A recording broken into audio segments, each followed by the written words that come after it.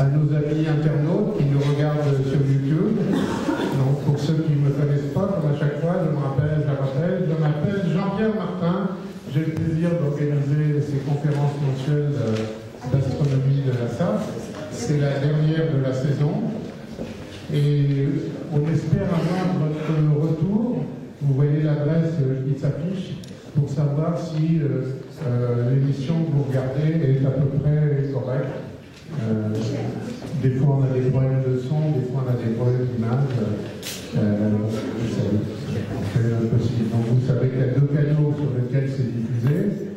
Et après, lors de la publication du compte-rendu de la conférence, vous pouvez trouver en ligne la vidéo de cette conférence quelques semaines après.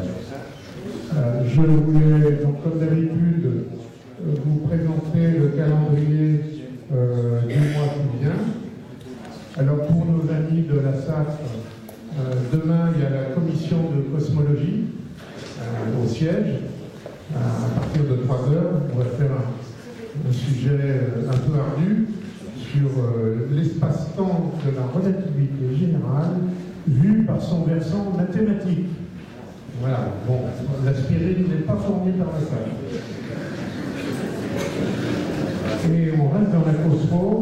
Mardi prochain, c'est Norma Sanchez de l'école Challenge qui nous présente un sujet cosmologique divers et varié. Et à la Cité internationale universitaire, je crois que c'est à la Maison d'Espagne. C'est le 19 juin à partir de 15h. Donc vous voyez aussi les autres choses intéressantes. Le dernier point, je voulais vous signaler, la SAF et l'Observatoire de Paris organisent la journée internationale des astéroïdes. Alors internationale, ça ne veut pas dire que ça sera en anglais. Toutes les présentations sont en français, n'ayez pas peur. Et c'est le samedi 30 juin, et ça sera dans ces locaux, mais l'après-midi, à partir de 15h30. Et comme c'est un samedi, mes chers amis, on ne pourra pas rentrer par l'entrée principale, on rentre par l'entrée de sécurité par laquelle vous sortez. Vous avez tous compris? D'accord, j'ai compris. Voilà les personnalités qui vont être présents pour cette journée des astéroïdes. Daniel Estrofer de l'INCCE, j'ai oublié le E, Sonia Fornacier du LESIA, Brigitte Sanda, Antonella Barucci. Alors Antonella Barucci, elle m'a envoyé un mail aujourd'hui. Elle n'est pas encore rentrée sur Paris parce qu'elle travaille sur la mission Osiris-Rex. Vous avez entendu parler? Oui. D'accord.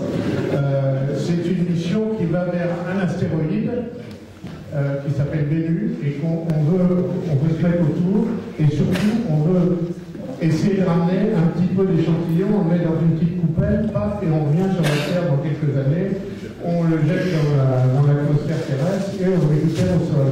Vous allez me dire, ça marche jamais ce truc-là, mais si, ça marche très bien. Enfin, ça a déjà marché plusieurs fois. Et on reçoit aussi Annie Chantal Levasseur au retour du Latmos. Donc on va s'éclater. Donc vous pouvez vous inscrire, vous voyez les 3 adresses pour vous inscrire. Il reste encore de la place. Vous pouvez vous inscrire sur les sites officiels. Je vous signale aussi un autre événement pendant les vacances du 4 au 19 août. Donc pendant la durée que vous souhaitez, la SAF organise des rencontres, on appelle les rencontres astrocielles, qui ont lieu à la station de Van Droof, à 1300 mètres d'altitude, où vous pouvez venir avec votre télescope, vos lunettes, votre tente, où vous jouez un gîte, etc. Et pendant une semaine, 10 jours, vous faites des actions astronomiques, il y a des conférences aussi. Le soir, on peut observer le ciel, et il y a aussi de temps en temps, ils rajoutent un G à astronomie, et ça fait gastronomie. Croyez-moi, ça s'amuse bien. Donc si vous voulez vous inscrire, vous avez l'adresse en bas, safastronomie.fr, ou le numéro de téléphone de notre secrétariat. Voilà. Les prochaines conférences de la SAF, alors comme je vous l'ai dit, après la journée des astéroïdes le 30 juin, c'est la fin, donc c'est la pause d'été, et on reprend que j'ai oublié de vous signaler. C'est quand, Jean-Claude, le 25 septembre? Le 25 septembre, il y a une superbe conférence à l'Institut de France sur la formation des systèmes planétaires, où il y aura Jacques Lascar, Alessandro Morbidelli, je crois vous y participez.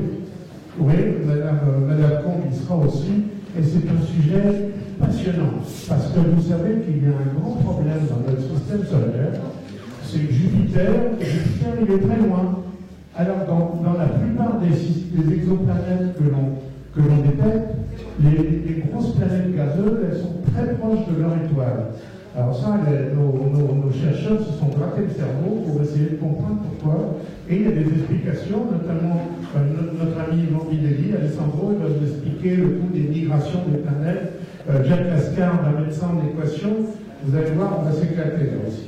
Donc 25 septembre, vous allez sur le site de l'Institut. Ce matin, il restait de la place. Alors, quant à la SAF, eh bien, on reprend nos conférences le 14 septembre. Alors, ne vous précipitez pas demain pour vous inscrire sur cette conférence. À partir de demain, vous pouvez vous inscrire pour la journée des astéroïdes. Je prends les réservations pour la conférence du 14 septembre à partir du 16 août. Tant pis si vous êtes en vacances. Si vous êtes en vacances, vous m'envoyez un petit mail avant et je vous rentrerai dans la base de données. Alors ça va être intéressant parce que c'est Olivier Vittas qui va venir de l'ESA, de Nordvik en Hollande, qui est planétologue à l'ESA et qui va nous parler de la mission JUICE. JUICE, c'est une mission vers les lunes glacées de Jupiter. Vous savez que Jupiter, c'est très intéressant parce qu'il y a une lune qui s'appelle Europe, où il y a une croûte de glace, mais on sait que sous la croûte de glace, il y a un océan d'eau très probablement salée. Alors, qui dit eau salée dit déjà quelque chose à 0 degré ou 1 degré. Et vous savez que l'eau est indispensable à la vie. Alors, est-ce qu'il y aurait des microbes, des moitiés de microbes, des blancs? On ne sait pas trop. C'est sûrement pas JUICE qui va lever le doute, mais c'est intéressant de voir un peu tout ce qui se passe autour. Ensuite, en octobre, Athéna Koussénis. En novembre, on va faire un peu de Cosmo, et là, ça sera une astrophysicienne francophone que je vais venir de l'University College de Londres. En décembre, je ne sais pas encore, c'est probablement quelque chose sur la spectroscopie par transformation de Fourier. N'ayez pas peur, ça fait pas mal. Enfin, bon, bref. Et en janvier, Caroline Fressinet qui va nous parler d'exobiologie. Pourquoi je l'ai rajouté? Parce que cette dame du Latmos, si vous avez entendu les dernières nouvelles sur Mars, vous savez que la NASA a fait une annonce sur Mars la semaine dernière en disant que les derniers forages de Curiosity, on avait trouvé beaucoup de nouvelles matières organiques et du méthane. Le problème du méthane, c'était un problème sur Mars parce que c'était relativement épisodique avant. Et là, on a trouvé du méthane et cette dame a participé à cette découverte à la NASA. Je suis sûr qu'elle nous en parlera. Voilà les images de la dernière conférence de la SAF avec Jean-Claude Darlot qui nous parlait des satellites du système solaire. Et donc la prochaine fois, on recevra donc Olivier Vittas, que vous voyez ici, sur la mission JUICE, réservation à partir du 16 août. Et ce soir, on a le plaisir de recevoir Françoise Combe, astrophysicienne de l'Observatoire de Paris, académicienne. Elle a plein de titres. Il faudrait plutôt dire quel titre elle n'a pas. Vous n'êtes pas encore ministre. Voilà. Bon, donc, notre prochaine ministre, on verra, c'est jamais. Donc, elle va nous parler du côté sombre de l'univers, matière et énergie noire. Et je vous souhaite une bonne soirée à tous. Merci.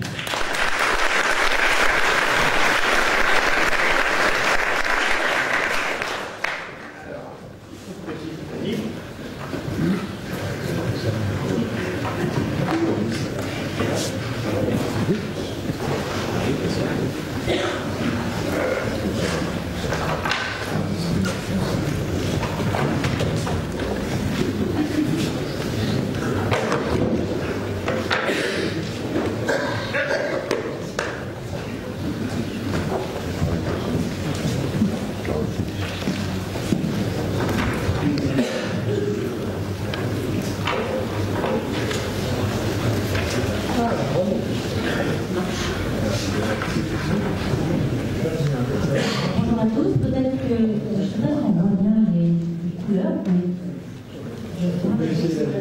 peut-être baisser la lumière sur l'écran.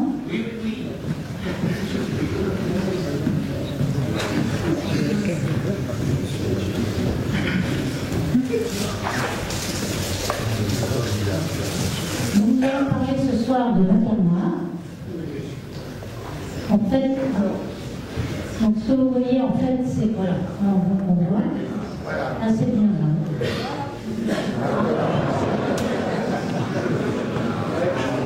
Voilà, c'est parfait.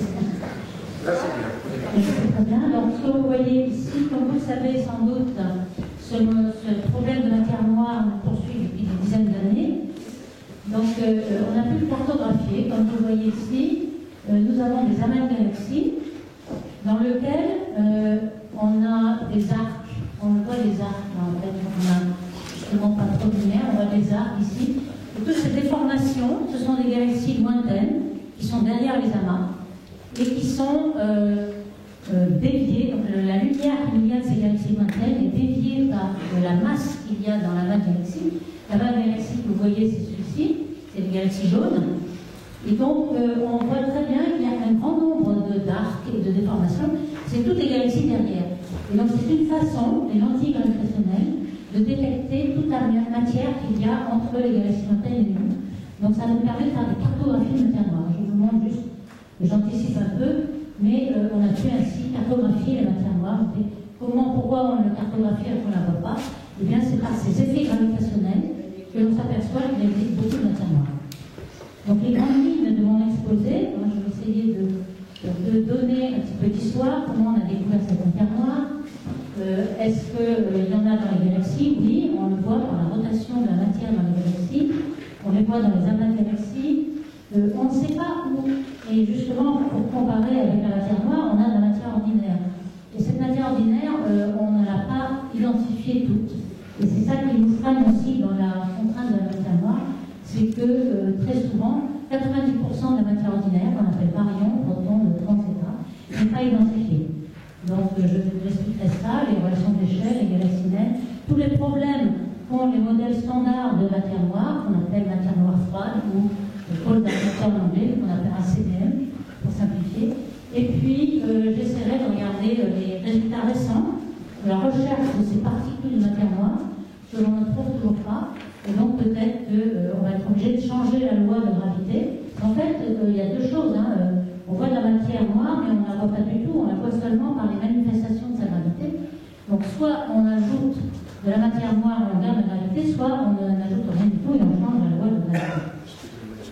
Est-ce que vous entendez bien là-haut? Merci. Donc justement, je vais montrer un exemple de ce qui s'est passé dans les années au XIXe siècle. On a eu des exemples de matière noire. Par exemple, Urbain Le Verrier, qui était président de l'Observatoire de Paris à l'époque, avait remarqué qu'il y avait des manifestations gravitationnelles sur la dernière planète connue à l'époque, Uranus, et il avait déduit de toutes ces perturbations de planètes, il avait déduit qu'il y avait peut-être une planète qu'on ne voyait pas, donc de la matière noire à l'époque. Et il avait calculé où elle devait être, et finalement, Johann Gall, à Berlin, l'a découvert tout de suite. C'est la vie, elle doit être là, et il l'a cherché, il l'a trouvé. Donc ça, c'est un exemple de matière noire réelle, elle existe. Et puis, il y a un autre exemple, justement, où c'est la solution législative, c'est-à-dire qu'il faut changer la loi, si on veut. Urbain Le Verrier voulait faire exactement la même chose pour l'avance du périhélie de Mercure. On voyait une perturbation gravitationnelle sur l'orbite de Mercure, qui ne correspondait pas du tout. Donc peut-être qu'il y avait des planètes que l'on ne voyait pas, donc un peu de matière noire. On a essayé de proposer qu'il y ait une planète qui s'appelait Vulcain, très très chaude, parce qu'elle était près du Soleil. Et puis finalement, on ne l'a pas vu. En fait, comme vous le savez, la solution a été de changer la loi, d'étendre la loi de Newton. Et Einstein l'a faite en 1916, la relativité générale, qui explique bien que le périhélie de Mercure n'a pas besoin de matière noire. Vous voyez le parallèle avec ce qu'on va avoir, nous, à résoudre. Donc, cette matière noire, on la connaît surtout, bon, par exemple, Franz Zwicky, qui était un astronome suisse qui vivait aux États-Unis, qui avait un caractère assez cochon, si je puis dire, et qu'on voit sur la figure de même. Et il avait remarqué que dans les amas riches de galaxies, par exemple l'amas de Coma, un petit schéma de l'amas de Coma représenté ici, vous avez un grand nombre de galaxies et il pouvait mesurer les vitesses de ces galaxies. Donc ces galaxies sont animées de vitesse en tous sens, de dispersion de vitesse comme un mouvement brownien. Mais pour les retenir, il faut qu'il y ait énormément de masse. Sinon, la vitesse est tellement grande que de toute façon la masse va se détruire très vite. Or, les amas de galaxies, il y en a beaucoup dans l'univers et ils sont à l'équilibre. Donc il fallait une masse très grande. Ici, on a une dispersion de vitesse qui fait 1000 km par seconde, qu'on voit par effet Doppler, ce qu'il voyait dans les raies observées. Donc une masse de 5 puissance 14 masses solaires, c'est un amas riche. Et il avait donc une luminosité de toutes les galaxies observées. Il en déduisait un rapport masse dynamique sur luminosité qui était de 500 en unité de masse solaire sur luminosité solaire.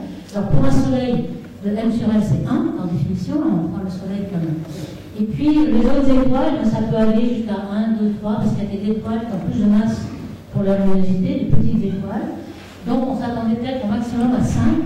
Donc on avait 100 fois plus de masse, moins que de masse visible. Ce qui est un problème quand même assez gros, bien au-delà des erreurs de mesure.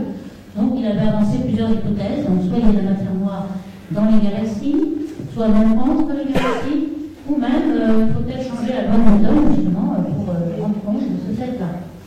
De même, il y avait un astronome hollandais, Jan Bohr, qui avait fait la même remarque au voisinage du Soleil. Donc on est le Soleil est dans la Voie lactée, dans le plan, et il regarde des étoiles voisines qui oscillent dans le plan, qui est un mouvement oscillant perpendiculaire au plan. Et ce mouvement est assez rapide, et on peut en déduire la masse qu'il y a dans le plan. Il y avait beaucoup plus de masse. Alors à l'époque, il faut bien dire que toute cette matière noire, on supposait évidemment, on n'avait aucune idée que ça aurait pu être des particules exotiques, c'est-à-dire toute la matière noire jusqu'en 1985. On peut parler de matière noire, c'est des matières ordinaires, c'est-à-dire des protons, des neutrons, de la matière. On ne pensait pas du tout à une autre matière.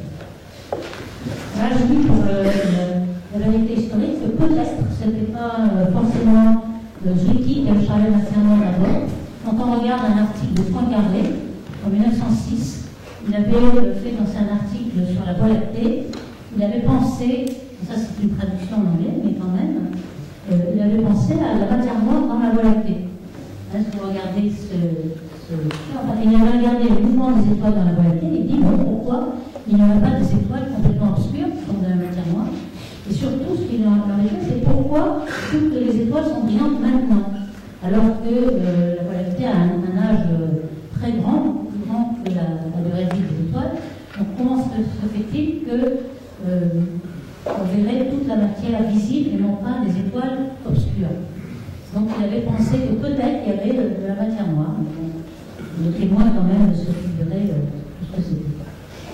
Ensuite, quand on monte un petit peu les années, là on arrive dans les années 78, il a fallu attendre à peu près ces années-là pour savoir combien de matière noire il y avait dans chaque galaxie. Parce que les courbes de rotation, la courbe de rotation, on voit une, c'est que la vitesse de rotation en fonction de la distance au centre, les galaxies sont des disques qui tournent dans des microsillons, donc on peut mesurer la vitesse de la matière à chaque rayon de la galaxie, on appelle cela courbe de rotation.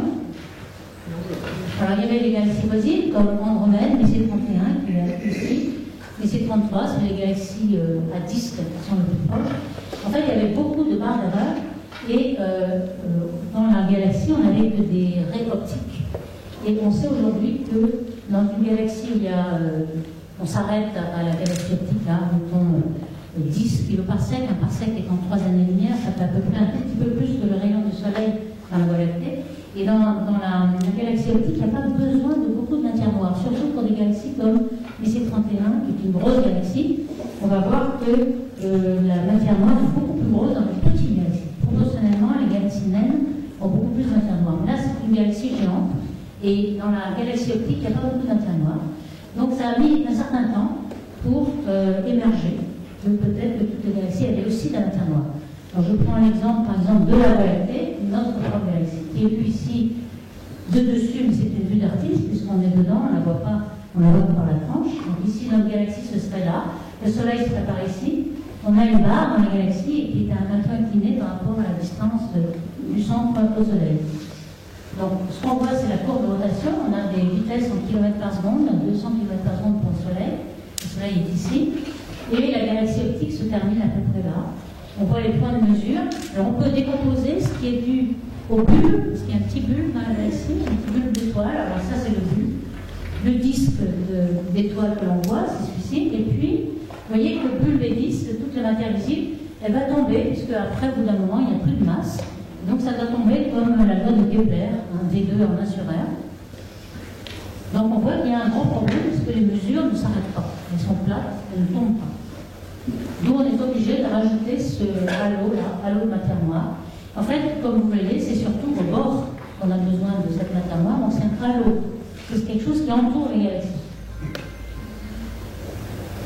Donc on a vraiment confirmé ce fait en regardant l'hydrogène atomique. L'hydrogène atomique, c'est l'hydrogène ordinaire, un proton, un électron. Et cet atome, le principal atome dans l'univers, en fait, il a une raie hyper fine, à 21 cm de longueur d'onde, qui est très faible, hein, c'est-à-dire que pour se désexciter, il faut attendre 1 million d'années, mais il y a beaucoup d'atomes d'hydrogène dans l'univers, donc on arrive à faire une cartographie par hydrogène atomique d'une galaxie. Alors vous avez par exemple Messier 83, la galaxie optique, et vous voyez que lorsqu'on fait une carte de l'hydrogène atomique d'une galaxie, ça va beaucoup plus loin que la galaxie optique. Donc la galaxie ne se termine pas là où on voit les dernières étoiles. Vous voyez que tout ça, ça rentre dans le trou. Et donc, ce que vous voyez en orange, c'est une carte de l'hydrogène atomique qui va jusqu'à 4 fois le rayon optique. Il y a des bras spiraux aussi, et c'est un réservoir de gaz, si vous voulez. Alors ce gaz est très utile, elle permet de tester par sa raie à 24 cm, par effet Doppler. On a la vitesse de rotation. Et donc, vous voyez que même si la galaxie optique s'arrête là, on a une courbe de rotation vraiment très plate. Et c'est là qu'on a vraiment été convaincu. Alors cette raie d'atomes d'hydrogène a été découverte en 1952, et le temps qu'on fasse des courbes de rotation, c'était 1980. Donc c'est en 1980 qu'on a été convaincu que vraiment, il y avait énormément de matière noire dans les halos de galaxies massives. Alors pour les petites, c'est différent, il y a un peu plus de galaxies, il y a un peu plus de halos noirs, mais pour les massives, c'est au bord. Alors justement, on va essayer de savoir où se trouve vraiment cette matière noire en fonction du type de la galaxie. C'est ça qui va nous renseigner, par exemple, s'il y a une gravité modifiée. Alors ici, vous avez deux galaxies qui ont la même masse. Mais vous voyez qu'elles n'ont pas du tout la même taille. Alors, on l'a mis à la même échelle. Donc, c'est dans la même masse, mais il y en a une qui a une brillance de surface très faible, elle est un peu diffuse, et l'autre une brillance de surface assez grande. On les appelle en anglais low surface brightness, donc LSB, et puis high, ici, donc quelque chose de compact. Et on voit qu'il y a beaucoup plus de matière noire ici lorsque la brillance de surface est faible. Et ça, c'est ce qu'on observe tout le temps. Il faut avoir une faible brillance de surface pour avoir beaucoup de matière noire. Alors, on a essayé de conjuguer toutes ces courbes de rotation. Vous avez, par exemple, si je mets l'échelle en absolu, c'est-à-dire en kiloparsec, ce que je mesure, vous avez la galaxie compacte en rouge, et puis le point vide, les cercles vides, c'est la galaxie diffuse. Vous voyez qu'on n'arrive pas à la remettre ensemble. Par contre, si on normalise au rayon exponentiel, chaque disque est exponentiel, donc on a un rayon caractéristique de l'exponentielle, à ce moment-là, les deux courbes, rouge et blanche, se correspondent. Donc c'est à peu près la même chose, mais il faut le renormaliser. Donc c'est pour ça qu'on a une courbe de rotation universelle, en quelque sorte. Donc au lieu d'avoir des milliers de courbes de rotation différentes, si on la normalise au rayon optique du disque exponentiel, vous voyez, il y a une disque optique et puis avec le gaz d'hydrogène atomique, on voit qu'on a des courbes qui se ressemblent, enfin qui dépendent de la masse. Hein. Les grosses, par exemple, celles comme la Voie lactée, qui ont une vitesse de 300 km par seconde, donc elles sont très massives. Donc elles ont quand même un bulbe et puis elles retombent. Et puis les petites qui ont une vitesse de 100, elles ne font que monter. Donc vous voyez que le paradigme de la courbe plate n'est pas toujours vrai. On a des courbes qui descendent et des courbes qui montent. Mais au milieu, elles sont à peu près plates. Donc c'est ça la courbe initiale, enfin universelle, du courbe de rotation de galaxie. Alors, si on poursuit la course historique un petit peu, on s'est aperçu dans les années 60 qu'il y avait beaucoup de matière ordinaire, donc du proton, du gaz, du proton et l'électron, qui n'avaient pas été vus. Surtout pas par Zwicky, par exemple. On a pu regarder l'univers en rayons X. Donc, quelque chose qui ne se voit pas à l'œil, mais on avait des télescopes qui pouvaient être en satellite, dans l'espace, l'atmosphère sorte de rayons X. Et on a vu que, par exemple, la main de Coma avait une émission diffuse de rayons X et qui correspondait à un gaz très chaud, 10 millions de degrés, très ionisé, et dont la masse est 10 fois la masse de toutes les galaxies réunies. Donc finalement, la matière ordinaire, elle n'est pas forcément dans la galaxie, dans les amas de galaxies en tout cas, elle est surtout dans le milieu gazeux diffus. Donc c'est ce que Zwicky n'avait pas vu. Et donc on s'est demandé, tiens, finalement, voilà, la matière noire, elle est là. En fait, non, elle n'est pas toute là. Donc le facteur 100 qu'avait Zwicky entre matière visible et matière noire, il s'est réduit. Aujourd'hui, il est le facteur 6 de 100. Donc on a trouvé une partie de la matière noire de Zwicky, mais on n'a pas tout trouvé. Donc ça veut dire qu'au cours du temps, quand même, on a fait pas mal de progrès pour regarder ça. Alors ces amas de galaxies, qui sont justement particuliers, sont ceux, alors ici j'ai écrit en fonction de la masse de l'objet. Vous avez des galaxies naines, des galaxies ordinaires, des groupes de galaxies, des amas de galaxies, donc c'est de plus en plus massif. La fraction de matière ordinaire qui est détectée. Alors, je dois dire qu'entre-temps, on a quand même découvert, par exemple en 1940 et 50, par le russe Gamow, que l'univers commençait dans un Big Bang, qui avait l'expansion de l'univers avec Hubble. Je passe rapidement parce que je ne savais plus. L'univers est en expansion. Et puis, on sait que les éléments légers, par exemple deutérium, lithium, etc., sont formés dans le premier quart d'heure de l'univers. Parce que l'univers est tellement chaud que les réactions nucléaires peuvent se produire et former tout l'hélium. Alors finalement, l'hélium on le forme aussi dans les étoiles. Dans le Soleil, par exemple, on transforme l'hydrogène en hélium par des réactions nucléaires, mais une faible partie, en fait, la principale partie de l'hélium est formée au début de l'univers dans le Big Bang. Et par cette nucléosynthèse primordiale, Gamow a déjà pu montrer que le taux de matière ordinaire qu'on devait avoir dans l'univers était fixé à l'avance. C'était par exemple 5%, pas plus, 5% de la densité critique qui va fermer l'univers. Donc ces 5%, on est toujours là. On a fait passer des satellites comme le satellite Planck, qui mesure le fond cosmologique du micron, qui est le vestige du Big Bang. Et on sait qu'on n'aura pas plus que 5% de matière ordinaire. Sinon,